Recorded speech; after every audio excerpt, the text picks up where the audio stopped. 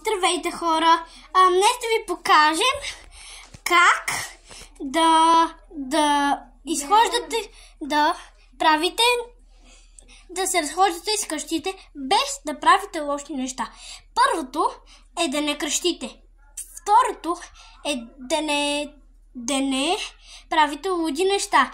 И третото е да правите добри неща при съседите.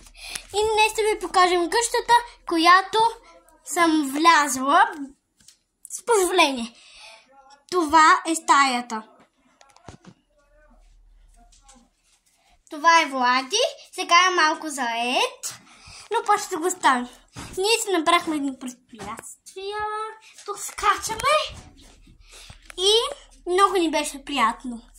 И вижте, сега ще видите как ще направим, как ще играем, когато си при съседите. А сега трябва да отидем.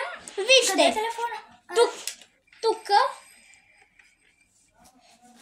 Къде е чашата според вас? Браво на вас! Това топче. И ще идва от играта. И искаш ли после да им покажем как може да направят и по-добър рекорд? И сега, довиждане!